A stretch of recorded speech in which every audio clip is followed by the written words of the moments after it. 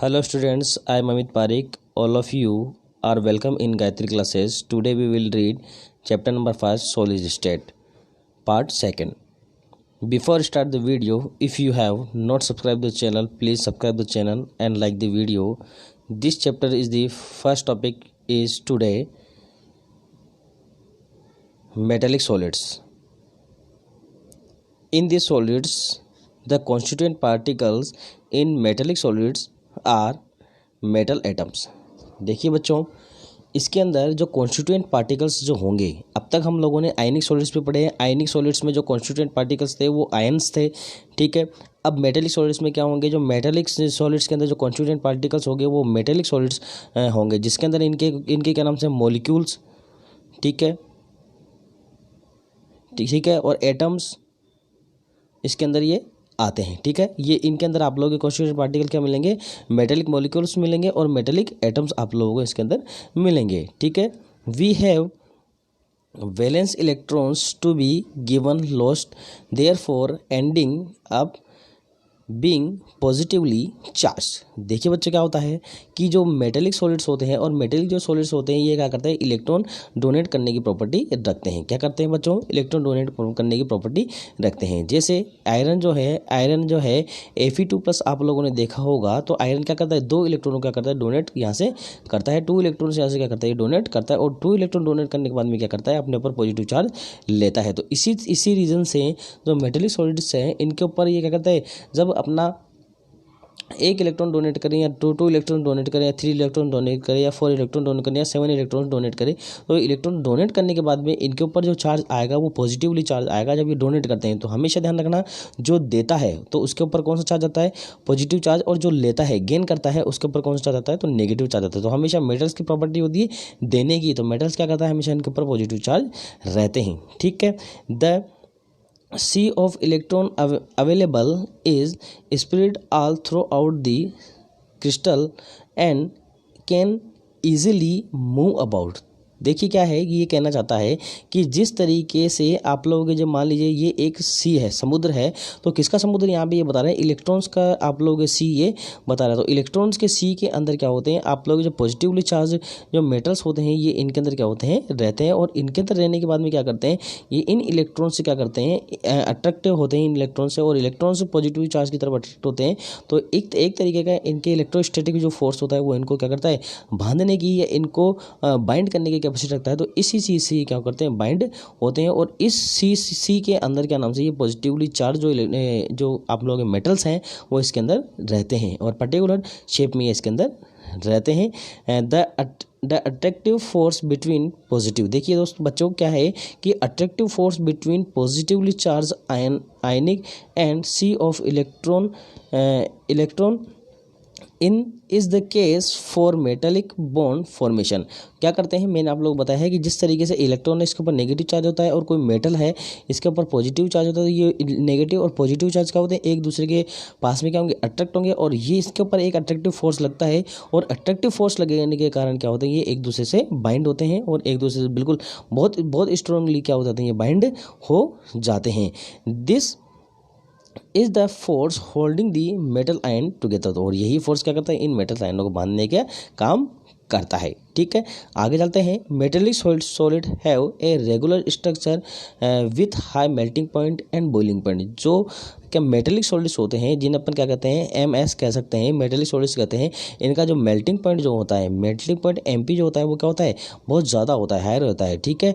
और इनका boiling point जो होता है, बॉइलिंग पॉइंट भी क्या होता है, बहुत ज़्यादा हायर होता है। क्यों होता है कि जिस तरीके से हम किसी आयरन को देखते हैं, तो आयरन को आप लोगों ने देखा होगा कि हमारे रूम टेम्परेचर पे जो आयरन है बिल्कुल एक सॉलिड स्टेट में रहता है, जबकि आप इसको क्या करते हो, जैसे मान लीजिए किसी गैस पे इसको जलाते हो, या किसी आप लोग चूल्हे के अंदर देते हो, या किसी और चीज़ के अंदर इसको डालते हो, तो क्या होता है, ये जलने लगता है। बट वो टेम्परेचर भी इसके लिए क्या होता है, सफिशिएंट नहीं होता। 100 डिग्री सेंटीग्रेड टेम्परेचर भी सफिशिएंट इनके लिए नहीं होता है।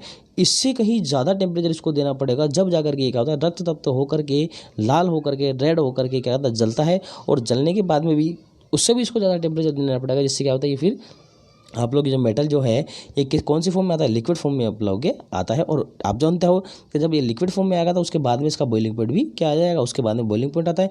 तो मेल्टिंग पॉइंट और बॉइलिंग पॉइंट क्या होते हैं, इनके बहुत ज़्यादा होते हैं। इसी रीज़न से जो अपने मेटल्स होते हैं, जिस तरीके से आप अलमीरा देखते हो, अपने जो बाइक्स को देखते हैं, अपने ऐसी भी कोई भी चीज़ जो मेटल्स की बनी हुई होती है वो हमेशा मेटल की शेप में रहती है, जब तक कि उसको पर्टिकुलर टेम्परेचर इतना न मिल जाएगी कि वो मेल्ट हो या वो बॉयल हो, तब तक वो क्या करते हैं, अपनी जो जैसे भी स्टेट है उस स्टेट में रहते हैं। ठीक है, because of the sea of electron they have high thermal and metallic solid. देखो बच्चों क्या होता है कि हाई थर्मल का मतलब ये ज़्यादा क्या करते हैं, हीट को जो क्या करते हैं एब्जॉर्ब कर लेते हैं। ठीक है, और क्या नाम से मेटेलिक सॉलिड जो आप लोगों के क्या रहता है, मतलब हीट को क्या करते हैं एब्जॉर्ब करते हैं। और यदि इसके अंदर इलेक्ट्रिसिटी लगाई जाए तो ये फ्री इलेक्ट्रॉन्स इनके अंदर मिलते हैं, और फ्री इलेक्ट्रॉन्स के कारण क्या करते हैं, इलेक्ट्रिसिटी इनके अंदर क्या करती है, इनके अंदर फ्लो होती है। और ये जो सी ऑफ इलेक्ट्रॉन्स है, सी ऑफ इलेक्ट्रॉन्स में क्या होगा, इस एक समुद्र की तरह जिसके अंदर इलेक्ट्रॉन्स रहते हैं, और ये इलेक्ट्रॉन्स अपने जो करंट है वो एक इलेक्ट्रॉन को एक दूसरे को, दूसरे इलेक्ट्रॉन तीसरे को, तीसरे इलेक्ट्रॉन चौथे को, ये क्या करता है इलेक्ट्रॉन अपना जो करंट है वो पास करता था। और इसी रीजन से मेटल्स में क्या करते हैं, इलेक्ट्रिसिटी फ्लो होती है। देखिए इसका डायग्राम आप लोग देख सकते हैं कि किस तरीके से ये आप लोगों को एक डायग्राम लग रहा है। इसको एक समुद्र की तरह देखिए, आप लोग सी की तरह देखिए, जिसके अंदर ये छोटे छोटे जो आप लोग इसके राउंड से बबल्स आप लोग दिख रहे हैं, ये बबल्स क्या है, इलेक्ट्रॉन्स है। और ये बड़े बड़े से जो पोजीशन में प्लस चार्ज है, ये क्या है आप लोग मेटल है। तो ये मेटल्स जो है एक बढ़िया एक अच्छे सीक्वेंस के अंदर इसके अंदर आप लोग क्या है जमी हुई है।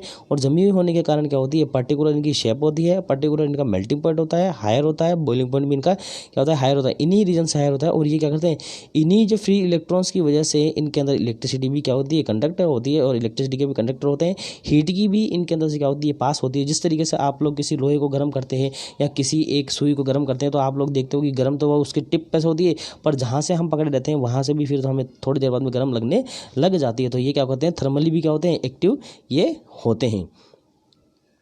नेक्स्ट टॉपिक है कोवलेंट और नेटवर्क सॉलिड्स। अब कोवलेंट और नेटवर्क सॉलिड्स क्या होते हैं, देखो बच्चों की जो कोवलेंट और नेटवर्क सॉलिड जो बनाते हैं, ऐसे सॉलिड हैं जो क्या नाम से जिनके एक के बाद एक स्ट्रक्चर मिलकर के एक नेटवर्क सा बनाती है, एक जाल सा बनाती है। इसलिए हम इनको क्या कहते हैं, नेटवर्क सॉलिड अपन इन्हें कहते हैं। ठीक है, डायमंड को आप लोगों ने देखा होगा कि डायमंड की जो स्ट्रक्चर होती है वो नेटवर्क सॉलिड होता है, और इनके अंदर कोवलेंट बॉन्ड पाए जाते हैं। इनकी फिजिकल प्रॉपर्टी यहाँ से पूछी जाती है, इनके अंदर से एक ना एक फिजिकल प्रॉपर्टी पूछी जाती है। तो सबसे पहले देखिए, has a very high melting point. जो डायमंड होता है वो 4000 डिग्री सेंटीग्रेड पर या 4000 डिग्री सेंटीग्रेड पर क्या होता है, मेल्ट होने लगता है। इसका मेल्टिंग पॉइंट क्या होता है, 4000 डिग्री सेंटीग्रेड। 4000 डिग्री सेंटीग्रेड बहुत ज़्यादा होता है, जिसके ऊपर क्या करता है आपका डायमंड पिघलता है। ठीक है, या मेल्ट होता है। इज़ वेरी हार्ड, जो आपका डायमंड है वो क्या होता है, बहुत हार्ड होता है। जिस तरीके से आप लोग जानते हो कि क्या नाम से एक ग्लास कटर जो होता है, ग्लास को काटने के लिए कटर यूज में आता है। उसकी जो आगे का जो पॉइंट होता है, उस पॉइंट पे क्या लगा हुआ रहता है, डायमंड लगा हुआ रहता है।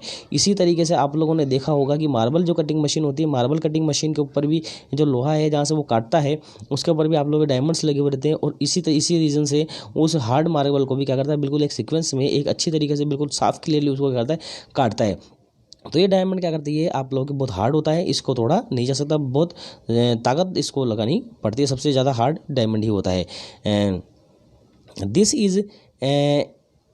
Is again due to the need to break very strong covalent bond operating in 3 dimensional structure. देखो बच्चे क्या होती है कि जो ये क्या होता है, बहुत हार्ड होता है, और इसको ब्रेक करने के लिए बहुत ज़्यादा आप लोगों को फोर्स लगाना पड़ता है। और इस डायमंड के अंदर क्या होती है, इनके हर कार्बन जो होता है उनके अंदर आप लोगों को कोवलेंट बॉन्ड इनको मिलता है। और 3 डायमेंशनल स्ट्रक्चर बना करके हम इसे समझ सकते हैं। इसकी 3 डायमेंशनल स्ट्रक्चर आप लोगों के होती है। Does not conduct electricity. और जो आप लोगों का डायमंड होता है ये क्या करता है, इलेक्ट्रिसिटी का कंडक्टर नहीं होता है। क्यों नहीं होता है, क्योंकि इसका हर एक जो कार्बन होता है वो क्या होता है कि 4 कार्बन से क्या होता है आप लोगों को सराउंडेड रहता है, जिसके कारण इनके अंदर इलेक्ट्रॉन्स फ्री नहीं होते। और इलेक्ट्रॉन्स फ्री नहीं होंगे तो इलेक्ट्रिसिटी के कंडक्टर भी नहीं होंगे।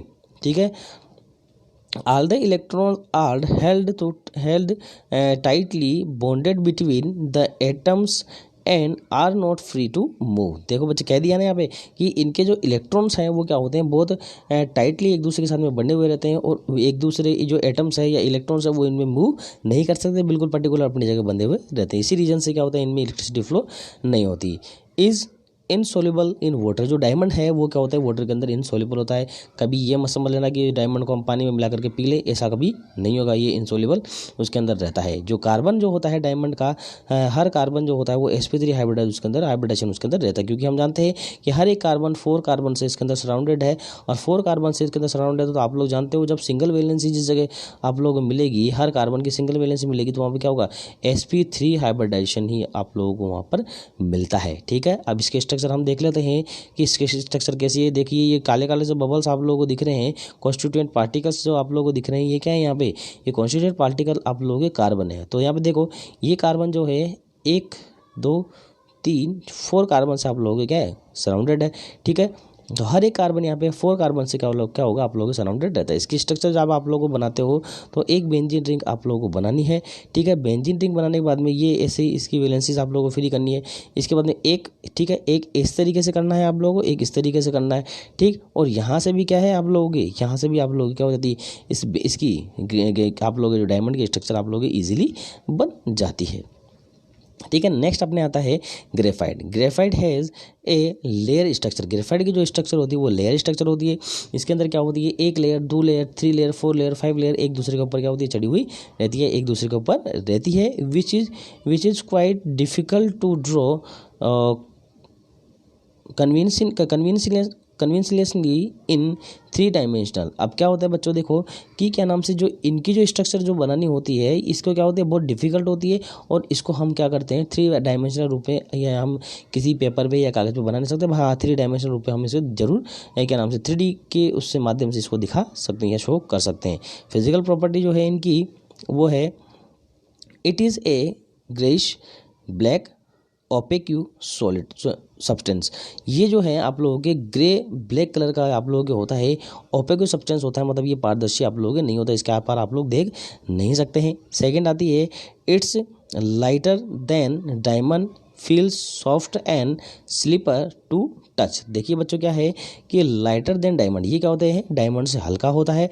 टच जो फील करते हैं जब आप इसको पकड़ोगे या इसको देखोगे तो ये सॉफ्ट होता है। जिस तरीके से आप लोग देखना कहाँ पे, आप लोग ये जो लीड पेंसिल है, लीड पेंसिल की लीड लगा कर देखना, आप लोग जब उसको टच करोगे तो आप लोग को बहुत सॉफ्ट दिखाई देती है, स्लिपरी टू टच। अब जब इसको टच करते हो तो ये क्या होती है, ये स्लिपरी आप लोगों को बिल्कुल फिसलनदायक आप लोगों को दिखाई देती है। ठीक है, अब जब इसको ऊपर ज़्यादा ही आप लोग फोर्स डालोगे तो ईजिली क्या हो जाता है, ब्रेक हो जाता है। क्यों, क्योंकि जो इनकी लेयर्स है वो एक दूसरे के ऊपर से क्या हो जाती है, फिसलती है, और फिसलने के बाद में ये ब्रेक ईजिली हो जाते हैं। It is good conductor of electricity but bad conductor of heat.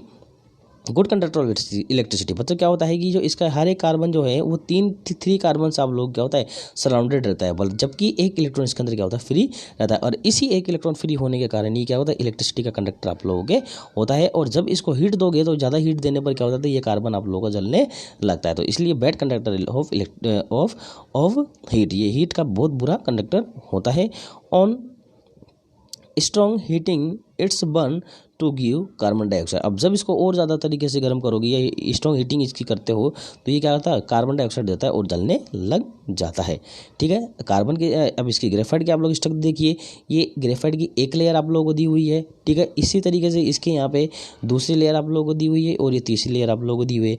ठीक है, फर्स्ट और सेकेंड लेयर के बीच में जो क्या नाम से डिस्टेंस होती है, ये 340 पिकोमीटर इसके अंदर बीच की आप लोगों की दूरी होती है, डिस्टेंस होती है। ठीक है, और एक कार्बन इसके और दूसरे कार्बन के बीच में जो डिस्टेंस होती है वो होती है 141.5 पिकोमीटर इसके अंदर डिस्टेंस आप लोगों की होती है।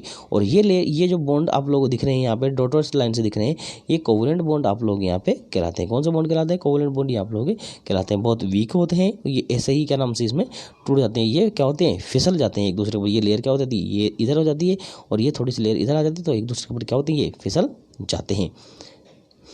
नेक्स्ट है crystal lattice and unit cell. अब क्रिस्टल लैटिस और यूनिट सेल क्या हो बच्चों, देखिए crystal lattice is the description of 3 dimensional arrangement of constituent particles. ये जो आप लोग क्रिस्टल लैटिस जो होता है, कॉन्स्टिट्यूएंट पार्टिकल्स का क्या होता है, 3 डायमेंशनल स्ट्रक्चर आप लोग होती है। कॉन्स्टिट्यूएंट पार्टिकल्स आप लोग एटम होते हैं, मॉलिक्यूल्स होते हैं और आयंस आप लोग यहाँ पे होते हैं of crystalline solids as point. और क्रिस्टलाइन सॉलिड्स को किससे डिनोट करते हैं, यहाँ पे एक पॉइंट से या एक डॉट से यहाँ पे डिनोट किया जाता है। ठीक है, इसमें नेक्स्ट है or the geometrical arrangement of constituent particles of crystalline solids as point space is called crystalline lattice। और जो पॉइंट के बीच में जो स्पेस हो बन करके ये स्पेस जो होते हैं इनके बीच में, और यही आप लोगों को क्या कहलाते हैं, जब ये बनती है जो स्ट्रक्चर इनकी, तो इसे क्या कहते हैं अपन, क्रिस्टलाइन सॉलिड्स अपन ने कहती है, क्रिस्टल लेटिस अपन इसे कहा जाता है। इनके स्ट्रक्चर देखिए, इनके स्ट्रक्चर ये आप लोगों को दिखाई दे रही है। एक बहुत बड़ा ये क्रिस्टल है, इसके अंदर बहुत से यूनिट सेल है। तो ये आप लोग यहाँ पे जो ये यूनिट सेल दिखाई हुई है ये वाली, ये एक यूनिट सेल आप लोगों के दी हुई है। अब ये एक यूनिट सेल आप लोग किस तरीके से बना सकते हैं, देखिए मैं बताता हूँ। एक यूनिट सेल बनाना है आप लोग इस तरीके से बनाइए, ठीक है। अब फिर इस तरीके से आप लोगों को ये बनाना है, इसको मिला दीजिए, इसको मिला दीजिए, इसको मिला दीजिए, इसको मिला दीजिए, तो ये एक आप लोग यूनिट सेल हो जाएगी। और डिफरेंट मतलब एक से ज़्यादा यूनिट सेल जब आप लोगों की मिलेगी तो क्या करती है, एक क्रिस्टल का फॉर्मेशन ये करती है। तो इस तरीके से क्रिस्टल का फॉर्मेशन ये कर देगी। तो एक यूनिट सेल देखो अब इसके अंदर जो आप लोग यूनिट सेल बताई हुई है दिखा देता हूँ, 1 2 3 4 5 6 7 8। अब इसके अंदर 8 आप लोग क्या है, यूनिट सेल आप लोग यहाँ पे दी हुई है। 8 यूनिट सेल हैं बच्चों इसके अंदर, ठीक है। नेक्स्ट चलते हैं यूनिट सेल। अब यूनिट सेल क्या है, the smallest geometrical portion of the crystal lattice which can be used as repetitive units to build up the whole crystal is called unit cell। देखो बच्चे क्या होता है कि ये एक तरीके की बहुत छोटी सी ज्योमेट्रिकल पोर्शन होता है किसका, एक क्रिस्टल लेटिस का बहुत छोटा सा ज्योमेट्रिकल पोर्शन होता है, जिसे मैंने आप लोगों को डायग्राम बना करके अभी दिखाया है कि इस तरीके का ये एक क्या नाम से आप लोगों की यूनिट सेल होती है। और इन यूनिट सेल को यदि एक दूसरे से यूनिट सेल को जोड़ा जाए तो आप लोगों की क्रिस्टल लेटिस का फॉर्मेशन यहाँ पे हो जाता है। और आप लोगों की क्या कहलाती है, छोटी सी यूनिट सेल आप लोगों की कहलाती है। Parameter of unit cell. अब यूनिट सेल का जो पैरामीटर है वो देखिए, यहाँ से क्वेश्चन पूछता है यूनिट सेल के पैरामीटर में से, the dimension of its 3 edge are. इसके 3 एज होते हैं, जो कौन कौन से होते हैं यहाँ पे, एक ए बी और C, which can also be perpendicular to each other. और ये क्या होते हैं, एक दूसरे क्या होते हैं, परपेंडिकुलर होते हैं। इसको भी डायग्राम से मैं बता दूंगा, ठीक है। नेक्स्ट आप लोग इसके अंदर आता है the angle between pair of corner is represented by alpha beta and gamma. ये क्या होता है आप लोगों के कि जो इनके जो एंगल्स हैं ये अल्फा बीटा और गामा से आप लोग रिप्रेजेंट किए जाते हैं। और जो इनके एज जो हैं वो क्या नाम से, ए बी और सी से आप लोग रिप्रेजेंट किया जाता है। देखिए इसका डायग्राम भी आप लोग देख लीजिए कि जो एज है आप लोग देखिए, ये एक एज ये रही, ठीक है, एक एज ये है और एक एज आप लोग ये है, ठीक। और यहाँ पे एज जो आप लोग दी हुई है, ये एज दी हुई है, तो एक एज ये सी, तो ये बी ये और ए आप लोगों के ये हो गई, ठीक है। अब इनके एंगल जो हो गई, ये एंगल आप लोगों को कौन सा हो गया, अल्फा, ये एंगल कौन सा हो गया आप लोगों के गामा, और ये कौन सा हो गया आप लोगों के बीटा। तो इस तरीके से ये एंगल है और हर एज आप एक दूसरे क्या होती है, परपेंडिकुलर यहाँ पे रहती है। तो ये डायग्राम आप लोग इसमें देख सकते हैं, ठीक है। आगे है characteristics of crystal lattice. Crystal lattice के क्या कैरेक्टरिस्टिक्स है, देखिए, each point crystal lattice is called lattice point or lattice position.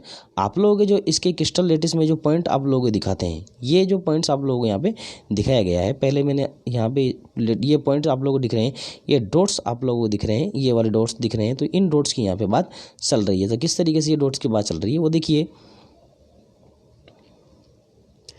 Each point crystal lattice is called lattice point. तो ये पॉइंट जो होंगे आप लोग, ये डॉट जो होंगे, ये क्या कहलाते हैं आप लोग, लेटिस पॉइंट कहलाएंगे। यहाँ पे क्या कहलाएंगे, लेटिस पॉइंट कहलाते हैं। Each lattice point represent constituent particles in crystal lattice with may be an atom molecule or ion. जो इसका हर एक क्या नाम से आप लोग लेटिस पॉइंट जो है वो क्या कहलाता है, आप लोग कॉन्स्टिट्यूएंट पार्टिकल को शो करता है, जो एटम मोलिक्यूल और आयन आप लोग यहाँ पे कोई सा भी हो सकता है।